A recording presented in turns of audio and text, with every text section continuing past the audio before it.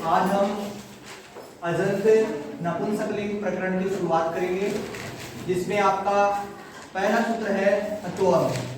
सूत्र का अर्थ है कि अदंत क्या हो जाएगा? अदंत नपुंसक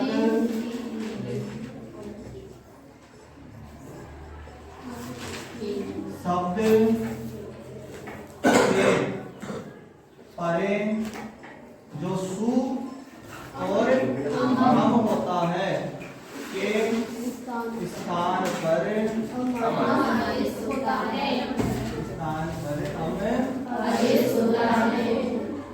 हम आदेश होता है।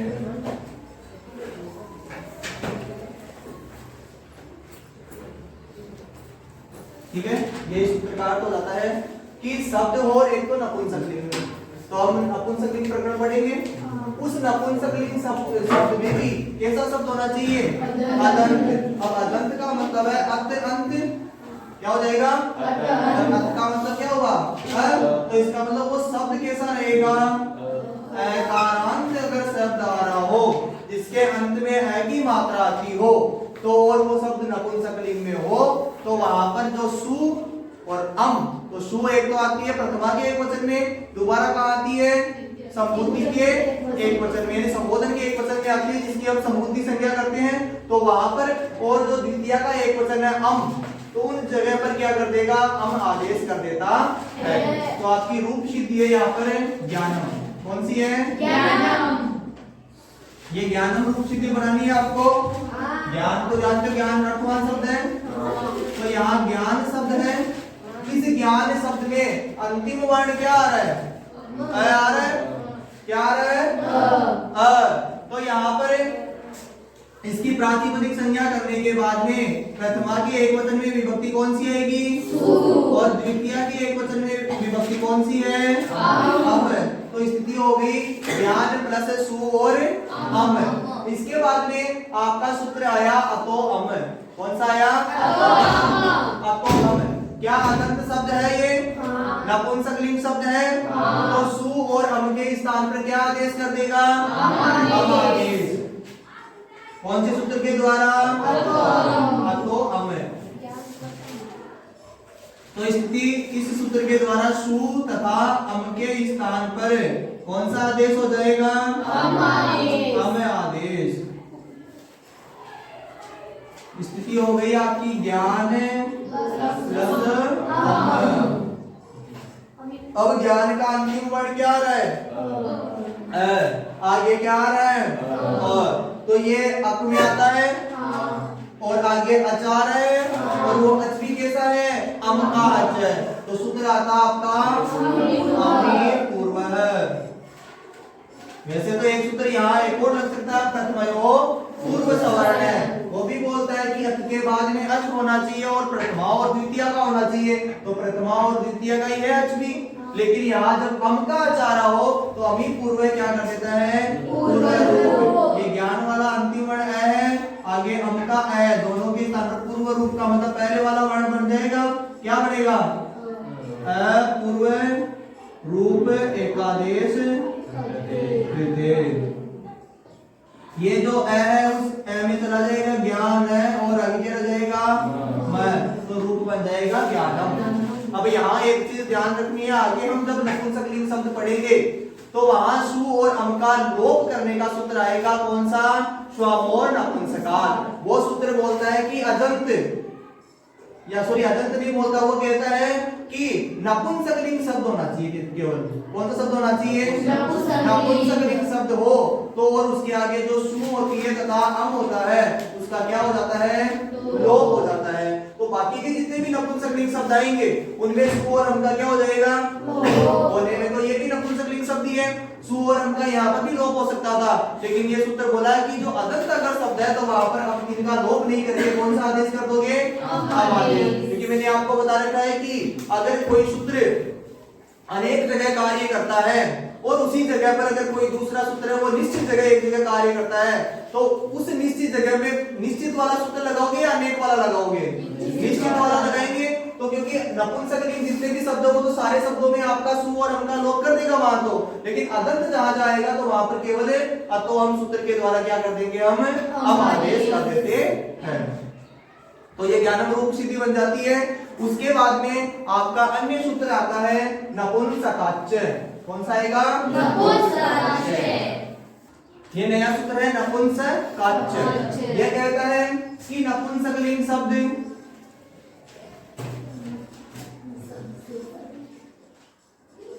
नपुंसकलिंग शब्द से परे आउंग का मतलब यहाँ आउ भी हो जाएगा और आउ में आपकी आउ भी आ जाएगी और आउट भी है, तो आउ के स्थान पर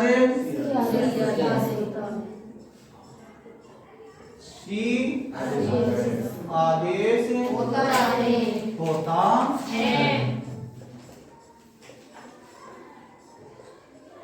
ठीक है, ये सूत्रकार तो हो गया कि नपुंसकलिंग कैसा भी शब्द हो, इसने अंदर नपुंसकलिंग नहीं बोला है, केवल बोला है नपुंसकलिंग। तो कोई भी नपुंसकलिंग शब्द होगा तो उसके बाद में जो औ और दो विभक्ति आती है औ और आउट, तो वहां पर औ के स्थान पर क्या हो जाएगा, सी आदेश हो जाता है। तो उसकी रूप सिद्धि बनती है आपकी ज्ञानी। कौन सी बनेगी, ज्ञानी। तो स्थिति हो जाएगी ज्ञान शब्द है, नपुंसकलिंग शब्द है। यहाँ पहले इसकी प्रातिपदिक संज्ञा करेंगे और प्रथमा और द्वितीया के द्विवचन में प्रत्यय कौन सा है बचेगा, एक तो औ विभक्ति आती है, दूसरी आउट आती है। आउट में टैकी अंतिम से क्या हो जाती है, से लोप करने के बाद में बचता क्या, वहां पर भी आउ बचता है। आपका सूत्र था नपुंसकाच्च। कौन सा था, नपुंसकाच्च। क्या बोल रहा है ये, नपुंसकलिंग शब्द नपुंसकाच्च।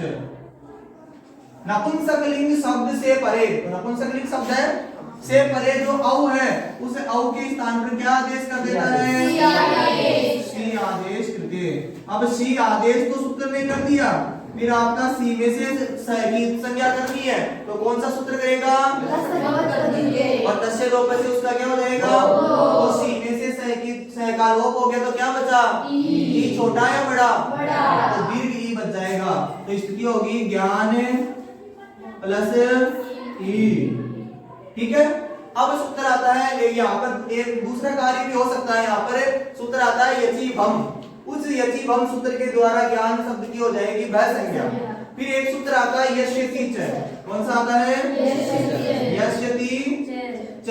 तो यश्यति च सूत्र के द्वारा क्या कहता है यश्यति च, कि अगर कोई भी शब्द है इधर वो कैसा होना चाहिए, भय संज्ञा होना चाहिए। क्या होना चाहिए, अंतिम अच की क्या हो जाती है, भय संज्ञा हो जाएगी। इधर आगे क्या हो, तो आगे या तो तद्धित प्रत्यय हो, क्या हो, तद्धित प्रत्यय हो कोई भी। अगर तद्धित नहीं है तो आगे क्या आ रहा हो, बड़ी ई आ रहा हो। क्या आ रहा हो, बड़ी ई आ रहा हो, जिसको हम बोलते हैं ईत। क्या बोलते हैं, ईत बोलते हैं। तो इसका मतलब कोई भी प्रत्यय हो या तो वो तद्धित प्रत्यय हो, अगर तद्धित नहीं हो तो कोई ऐसा प्रत्यय बच रहा हो, या तो मूल रूप से ई बचा हो, या फिर कोई भी प्रत्यय उसका पहला वर्ण क्या आ रहा हो, ई आ रहा हो। तो वर्तमान में हमारे सामने क्या आ रहा है, देखो इसकी वैसे क्या कर देंगे यचिभम से, और उसके बाद में यश्यति च सूत्र के हिसाब से कार्य होगा या नहीं होगा। तो आगे देखो तद्धित तो नहीं है, लेकिन दीर्घ ई वाला तो आ रहा है ना, तो यहाँ यश्यति च सूत्र के द्वारा इस आकार का क्या होगा, लोप होगा, होना चाहिए। लेकिन यहाँ फिर बाद में अगर लोप करेंगे तो मान लो इस आकार का लोप हो जाएगा तो न तो अनंत हो जाएगा, न में क्या बनेगा, ई की मात्रा मिलेगी तो फिर क्या बन जाएगा, ज्ञानी बन जाएगा। जबकि अपने पास रूप सिद्धि क्या बनानी है, ज्ञानी रूप सिद्धि बनानी है। तो यहाँ आपका सूत्र आता है आद गुण है। हालांकि आपको ये कार्य कर सकते हो, तो यहाँ आप इस आकार का लोप प्राप्त करोगे, केवल लोप करोगे नहीं, लोप प्राप्त, यानी सूत्र तो अपना कार्य कर रहा है। तो मैं यहाँ थोड़ा सा हिंट में लिख देता हूँ वैसंज्ञा। तो वैसंज्ञा करने का सूत्र है यचिभम, और यश्यति च सूत्र थोड़ा सा लिख देता हूँ मैं, यश्यति।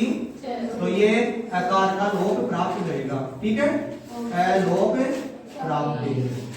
प्राप्त किया, लेकिन तब निषेध करने का कोई सूत्र है यहाँ पर औंग श्याम प्रतिषेधो वाच्य, कि जो औ के स्थान पर आपने सी किया है, औ के स्थान पर आपने सी किया है, तो उस सी का जो ई बचता है, तो यहाँ हमने जो ये स्थिति जैसे ए का लोप प्राप्त किया वो किस कारण से किया, आगे क्या था, ई था।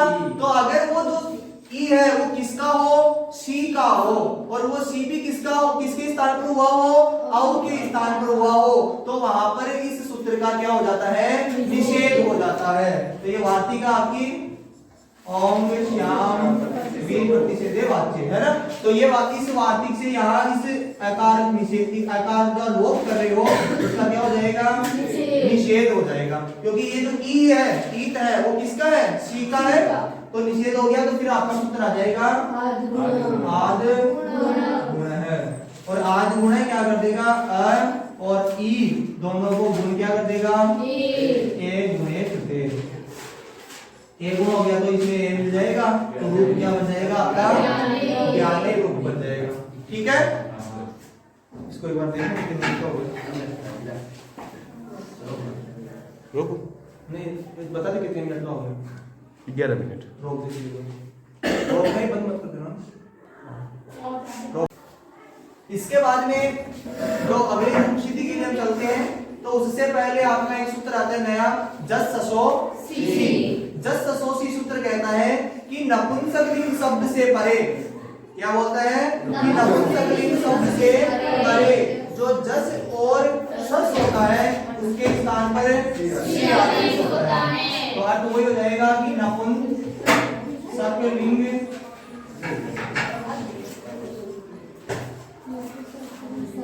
शब्द से परे जस सस एक स्थान पर लिख लो, या मैं यहाँ डायरेक्ट लिख रहा हूँ को, ठीक है, को शी आदेश होता है, आदेश होता है, होता है।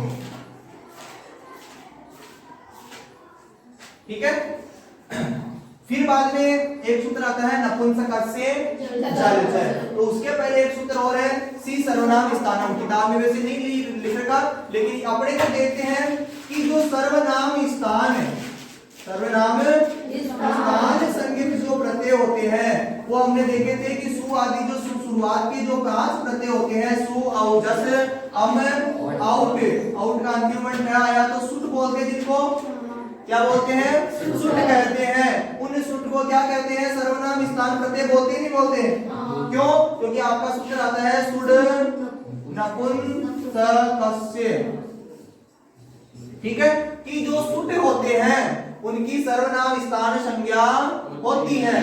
अब यहाँ सर्वनाम स्थान संज्ञा तो कर सकते हैं, लेकिन आगे ये सूत्र एक बात और बोलता है, अनपुंसकस्य, यानी नपुंसकलिंग के अलावा। नपुंसकलिंग में उनको सर्वनाम स्थान संज्ञक नहीं माना जाता है। तो यहाँ कहने का मतलब यह है कि अगर इस सूत्र के द्वारा हम शुरू के जो 5 प्रत्यय हैं इनकी सर्वनाम स्थान संज्ञा करते हैं, लेकिन वो किसमें नहीं होती है, नपुंसकलिंग में नहीं होती है, तो वहां उसके लिए फिर एक नया सूत्र आ गया, सी सर्वनाम स्थानम। ये बोलता है कि जो सी होता है, ठीक है, जो सी प्रत्यय होता है वो सी कैसा होता है, सर्वनाम स्थान संज्ञक होता है, यानी सी की सर्वनाम स्थान संज्ञा होती है, सर्वनाम स्थान संज्ञा होती है। ठीक है, तो जो ये सी है, इस प्रकार का जो सी है, उसकी सी में भी ध्यान रखना, अपन ने औ में सी बड़ा वाला किया था सी, और यहाँ सी कैसा है, ह्रस्व वाला है, तो यहाँ इस सी की क्या होती है, सर्वनाम स्थान संज्ञा होती है। फिर आपका सूत्र आता है नपुंसकस्य जलचर।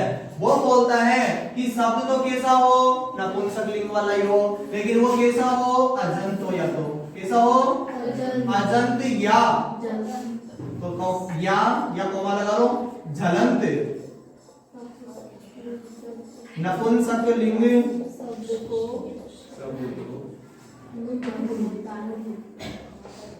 शब्द को नु में आगम होता है,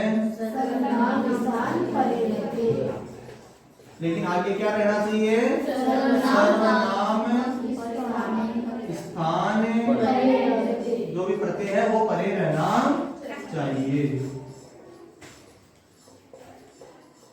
ठीक है, तो ये शब्द सूत्र बोलता है कि आपका कोई शब्द है, वो शब्द एक तो होना चाहिए किसमें, नपुंसकलिंग में ही होगा। इसका मतलब पुल्लिंग और स्त्रीलिंग में ये सूत्र भी कार्य नहीं करेगा। और वो शब्द कैसा हो, या तो अजंत, तो अजंत का मतलब कोई भी स्वर आता हो लास्ट में, अंतिम वर्ण क्या रहो, अच आ रहा हो, या फिर हलंत हो, तो हलंत में भी कौन सा हो, झल आता हो अंत में, क्या आता हो, सारे हल की बात नहीं बोल रहा है, झल वाले जो वर्ण होते हैं हल में, केवल अगर वो वर्ण आ रहा हो नपुंसकलिंग में हो तो वहां पर क्या होता है, नुम आगम होगा, लेकिन उसके परे क्या होना चाहिए, सर्वनाम स्थान संज्ञक कोई भी प्रत्यय होना चाहिए। तो इसके आधार पर ये जो सूत्र देखे हैं, तो आगे एक रूप सिद्धि बनती है जस और सस में, इसका मतलब प्रथमा और द्वितीया के बहुवचन में। तो आगे नई रूप सिद्धि बनती है आपकी ज्ञानानि, क्या बनेगी, ज्ञानानि। शब्द कौन सा चल रहा है आपका, ज्ञान है, अदंत नपुंसकलिंग शब्द है, प्राकृतिक संज्ञा की इसकी, और प्रथमा के बहुवचन में प्रत्यय कौन सा आया, और द्वितीया के बहुवचन में प्रत्यय कौन सा आया, सस। तो जस और सस प्रत्यय आपको दिख रहा है, शब्द दिख रहा है आपको, नपुंसकलिंग शब्द है, तो सूत्र कौन सा आया, अभी पढ़ा था आपने, जस सशो सी। ये क्या कर देगा, जस और शस के स्थान पर कौन सा आदेश कर देगा, सी आदेश। सी आदेश में वही सैकित संज्ञा हो जाएगी, तो ई छोटा बचेगा या बड़ा बचेगा, छोटा। तो स्थिति हो गई ज्ञान प्लस ई, ठीक है, ये स्थिति है आपके सामने।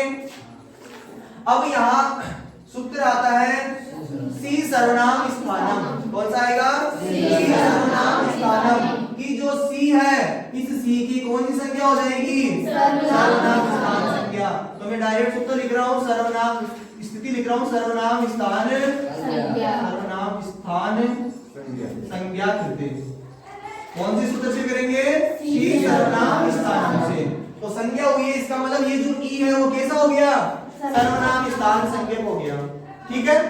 अब यहां देखो, अभी ज्ञाने रूप सिद्धि में अपन ने देखा था कि जो अगर इसकी सर्वनाम स्थान संज्ञा नहीं करते तब क्या करता, आपका सूत्र था यची भम, वो भय संज्ञा कर देता, कि वो बोलता है कि असर्वनाम स्थान होना चाहिए। तो यहाँ अगर मान लो इसकी नहीं करते तो असर्वनाम स्थान तो है, लेकिन क्या इस शब्द के बाद में तद्धित है, तो तद्धित तो नहीं था। दूसरी स्थिति उसने क्या बोली थी, ईत होना चाहिए। ईत का मतलब क्या है, दीर्घ ई, जबकि यहाँ पर क्या है, छोटी ई है। तो उस सूत्र के द्वारा ये सिद्धि सूत्र भी वहां नहीं लग सकता था, भय संज्ञा तो हो सकती थी, लेकिन ये सिद्धि के द्वारा यहाँ आकार का लोप नहीं हो सकता। इसके अलावा वर्तमान में हमने सी सर्वनाम स्थान सूत्र के द्वारा क्या कर दी, इसकी सर्वनाम स्थान संज्ञा कर दी। तो जब आपने इसके बाद में सर्वनाम स्थान संज्ञा ही कर दी तो आप भय संज्ञा नहीं कर सकते, क्योंकि वो बोलता है असर्वनाम स्थान होना चाहिए। असर्वनाम स्थान का मतलब उसकी सर्वनाम स्थान संज्ञा नहीं हो। तो यहाँ हमने क्या कर दी, सर्वनाम स्थान संज्ञा कर दी, तो अब इसकी भय संज्ञा नहीं हो सकती। तो वर्तमान में ये स्थिति है ज्ञान प्लस ई, और ई कैसा है, सर्वनाम स्थान संज्ञक। सूत्र आया आपका नपुंसकस्य जलचय। क्या अर्थ लिखवाया था अभी कि नपुंसकलिंग शब्द हो तो नपुंसकलिंग शब्द भी कैसा हो, अजंत या चलंत। ये आपका शब्द है, नपुंसकलिंग शब्द है, क्या ये अजंत है या जलंत है, अंतिम वर्ण क्या है ज्ञान का, और अच में आता है या हल में आता है, अच में आता है, तो अजंत हो गया, ठीक है। उसको नुम आगम भी कर देंगे, लेकिन आगे क्या होना चाहिए, सर्वनाम स्थान।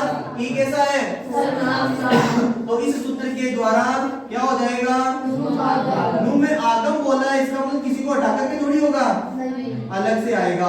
अब नुम आगम में क्या करोगे आप, अनुबंध बोलते हैं जिसको डायरेक्ट, तो वो अनुबंध क्या होगा, तो एक तो महकीत संज्ञा होगी, कौन से सूत्र से, और उकी दोनों की संज्ञा कर दी, तो तस्य लोप है, क्या कर देगा, लोप का मतलब है यहाँ से ऊ निकाल दो, यहाँ मैं हटा दो, तो क्या बचेगा अपने पास, तो न बचेगा, क्या बचेगा लास्ट में।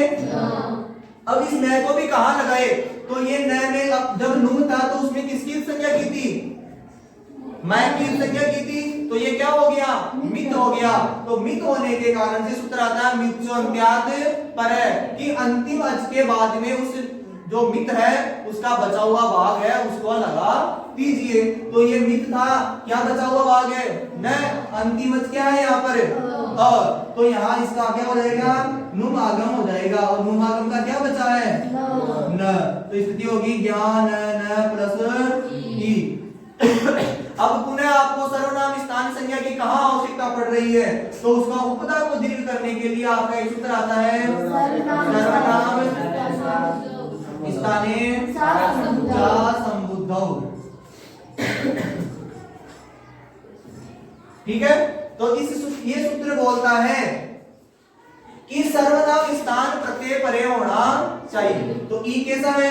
सर्वनाम स्थान है। और क्या करता है उसके पहले? तो वर्तमान में ये स्थिति है, उसके पहले तो उसकी उपदा को क्या कर देता है? दीर्घ। यहाँ उपदा, उपदा किसको बोलते हैं? अलो अंत्यात पूर्व उपदा। अंतिम अल, तो अंतिम अल का मतलब वर्ण, अंतिम वर्ण कौन सा है? न। उसके पहले वाला वर्ण, तो न से पहले वाला वर्ण क्या है? अ। तो इस उपदा को क्या हो जाएगा? दीर्घ हो जाएगा। क्या हो जाएगा? तो आप अगर उपदा जानते हो तो आराम से डायरेक्ट लिख दो उपदा दीर्घे कृते। उपदा दीर्घ का मतलब है जो भी उपदा होगी उसको क्या हो जाएगा? दीर्घ हो जाएगा। तो ज्ञान इस ए को दीर्घ आ हुआ और न है हलंत आगे ई है, तो ये इसकी मात्रा बन जाएगी। ई मात्रा छोटी बनेगी या बड़ी? छोटी की मात्रा बन जाएगी। तो वहां स्थिति बनेगी आपकी ज्ञानानी। ज्ञानानी। तो ये स्थिति बनती है, वहां पर क्या बनेगी? ज्ञानानी रूप स्थिति बनती है। अब यहां देखो जो अपने तीन रूप बनाए हैं, ज्ञानम, ज्ञाने और ज्ञानानी, दोनों प्रथमा का एक वचन ज्ञान बन गया था, प्रथमा और द्वितीय का द्विवचन क्या बना था? ज्ञाने। और प्रथमा और द्वितीय का बहुवचन क्या बना था? ज्ञानानी। अब ये जो सु औ और जस है वो संबोधन में भी तो आते हैं। यहाँ किसी भी सूत्र ने ये थोड़ी बोला था कि संबोधन में कार्य नहीं करेगा, नहीं बोला ना। इसका मतलब अपने आप ही जो जो सूत्र सु में लगा है वो संबोधन में भी लगेगा। जो सूत्र आपके अम में लगा, सॉरी औ में लगा है, द्विवचन में लगा है, वो संबोधन के औ में भी लगेगा। और जो जस में लगा है तो वो संबोधन के जस में भी कार्य करेंगे। तो वहां देखो क्या स्थिति बनती है, केवल एक चेंज रहेगा। क्या रहेगा? एक चेंज रहेगा। क्या रहेगा? देखो यहाँ ज्ञान शब्द है, ठीक है? क्या शब्द है? ज्ञान शब्द है। संबोधन के एक वचन में भी प्रत्यय कौन सा आता है? सु। तो प्रातिपदिक संज्ञा करने के बाद में प्रत्यय आया सु। ठीक है, संबोधन के एक वचन में हम तो नहीं आता ना, केवल सु आता है यहाँ पर। तो केवल सु वाली बना रहे। जब प्रथमा और द्वितीय की साथ में बनाई थी तब सु और हम साथ में लिया था। हम कहाँ बना रहे हैं? संबोधन के एक वचन में। तो स्थिति होगी सु। फिर बाद में एक सूत्र आता है एक वचनम संबुद्धि। जो संबोधन का एक वचन है उसकी कौन सी संज्ञा होती है? संबुद्धि संज्ञा। तो ये जो सु है इसकी कौन सी संज्ञा कर देंगे? संबुद्धि संज्ञा कर दी। ठीक है, फिर बाद में आपका सूत्र था अतोम। कौन सा था? अदंत नपुंसकलिंग। तो नपुंसकलिंग शब्द है और अदंत भी है। के परे जो सु और अम होता है उसके स्थान पर क्या कर देता है? अम आदेश। तो उसने ये थोड़ी बोला था कि मैं संबुद्धि के नहीं करूंगा, उसने तो सु का ही बोला था। तो अतोम सूत्र है। कौन सा? अतो अम सूत्र है। उस अतो अम सूत्र के द्वारा सु के स्थान पर वही कौन सा आदेश हो जाएगा? अम आदेश कर दिया। ठीक है, तो यहाँ तक कोई दिक्कत नहीं। तो स्थिति होगी सु के स्थान पर क्या लिख देंगे? तो वही ज्ञानों वाली रूप पढ़ रहे हैं अभी तो वही अप के बाद में अम संबंधी चाह रहे हैं। फिर वो बोलता है प्रथमा और द्वितीय का। तो हमें पता है प्रथमा ही कहाँ लग रही है? संबोधन में। तो जब संबोधन की प्रथमा की बोलेंगे तो संबोधन में अपने आप ही कार्य करेगा, वो संबुद्धि के लिए नहीं बोलेगा, वो संबोधन की। ठीक है, तो यहाँ प्रथमा का जो स्थिति थी वही संबोधन में बना रहे हैं हम। तो अमी पूर्व क्या कर देगा? यहाँ पर भी पूर्व रूप है। और अमी पूर्व तो प्रथमा द्वितीय से मतलब नहीं। अमी पूर्व तो क्या बोलता है? अक के बाद परे अच होना चाहिए, और वो अच भी किसका हो? अम का हो। तो देखो ये ज्ञान का अंतिम वर्ण क्या है? अ। अक में आता है, आगे अ है वो अच में आता है, और ये अ है अच, वो किसका है? अम का ही तो है। तो वही अमी पूर्व क्या कर देगा? ज्ञान वाला जो अ है और आगे अम का अ है, दोनों को पूर्व रूप का मतलब पहले वाला वर्ण बना देंगे। क्या हो जाएगा? पूर्व पूर्व रूप एकादेशे कृते, यानी जब दो वर्णों के स्थान पर कोई आदेश करते हैं तो उसको क्या बोलते हैं? एकादेश बोलते हैं। ठीक है, तो स्थिति होगी ये है, उसमें चला गया, तो रूप तो वर्तमान में भी क्या बना है? ज्ञानम बना है। अब क्या करोगे? तो वहां एक सूत्र आता है आपका संबुद्धि में, एंग रस्वात संबुद्धे। क्या आता है? एंग रस्वात संबुद्धे। वो सूत्र बोलता है एंग रस्वात संबुद्धे। ठीक है, सूत्र कहता है कि या तो एंग हो, क्या हो? एंग। एंग का मतलब है ए या ओ। ठीक है, रस्वात, रस्वात का मतलब रस्व वर्ण हो, और रस्व का मतलब होता है ए, रस्व ई, रस्व उ और रस्व री। ये चार पांच वर्ण होते हैं, इनको क्या? और री भी, सॉरी, एक कौन सा होता है? री। तो इनको बोलते हैं रस्व। तो इनके बाद में इसका मतलब पांच तो ये हो गए रस्व के, और दो वर्ण किसके हो गए? एंग के हो गए। तो पांच और दो कितने हो गए? सात। इन सात वर्णों से परे, इन सात वर्णों से परे कोई भी हल वर्ण आता हो, क्या आता हो? और वो हल भी किसका हो? विभक्ति का। किसका हो? विभक्ति का। तो ये जो सु के स्थान पर हम किया है, तो विभक्ति के स्थान पर जो किया है, फिर इसका पूर्व रूप हो गया। तो वर्तमान में जो मैं दिख रहा है आपको, वो हम का है, और हम भी किसका है?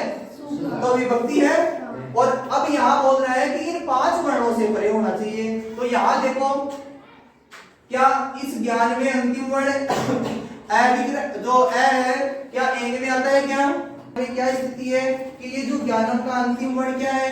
मैं हल आ रहा है, यहाँ इस रस्व से परे आ रहे हैं। तो यहाँ एंग रस्वात संबुद्धे है, इस मैं का क्या कर देगा? लोप कर देगा।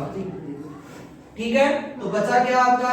ज्ञान। और इस ज्ञान के पहले आप लगाना चाहो तो लगा सकते हो संबोधनवाचक, और फिर ये चिन्ह लगा दो, तो हे ज्ञान रूप सिद्धि बन जाती है।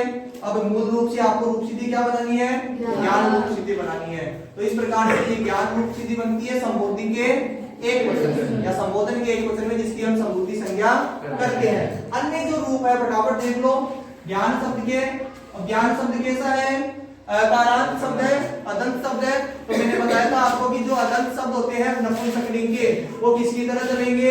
पुल्लिंग की तरह। तो ये अन्य रूप है, वो पुंवत यानी पुल्लिंग की तरह चलेंगे।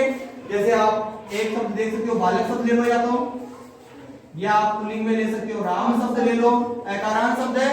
तो तृतीया से लेकर के और सप्तमी के बहुवचन तक, तृतीया के एक वचन से सप्तमी के बहुवचन तक जो रूप बनेंगे प्यार के, वो किसकी तरह बन जाएंगे? या तो राम की तरह बना लो, या बालक शब्द की तरह। ठीक है, सेम वैसे ही बनेंगे पुल्लिंग की तरह। जो अदंत पुल्लिंग शब्द होता है, उस प्रकार से तृतीया के एक वचन से सप्तमी के बहुवचन तक जो ज्ञान शब्द है, वो उसकी तरह बन जाते हैं। वैसे बालक की तरह बनाओगे कि राम में क्या करना है आपको? जो तृतीया का वो एक वचन है और षष्ठी का बहुवचन है, वहां न के स्थान पर क्या करना है? क्योंकि यहाँ र या श का योग हो रहा है, यहाँ देखो र का योग हो रहा है, लेकिन इस बालक शब्द में ना तो र का योग हो रहा है, ना ही मूर्धन्य शकार का योग हो रहा है। तो वहां न का न नहीं होता, वहां न का नहीं रहेगा। क्या रहेगा? नहीं रहेगा, केवल इतना अंतर है। तो ज्ञान में भी देखो नहीं हो रहा, र या मूर्धन्य शकार का योग हो रहा है कि ज्ञान में नहीं हो रहा है ना। तो यहाँ पर फिर बाद में ज्ञान शब्द वो किसकी तरह बन जाएगा? बनने में तो राम शब्द भी बालक शब्द भी समान ही रहेंगे, केवल जो न आता है जहां जहां, वो न के स्थान पर न नहीं होगा। ठीक है, तो वो अन्य रूप है, वो आपके पुल्लिंग की तरह बन जाते हैं। केवल प्रथमा और द्वितीया का समान रूप से जो तीनों है, एक वचन, द्विवचन और बहुवचन, वो समान बनते हैं और संबोधन का बताती है यहाँ पर लास्ट में। तो इस प्रकार ये आपका ज्ञान शब्द कंप्लीट होता है। आगे हम जो इकारांत शब्द है, उन इकारांत शब्दों को देखेंगे। वारी शब्द है या अन्य जो शब्द है, उनको अगली कक्षा में देखेंगे। ठीक है।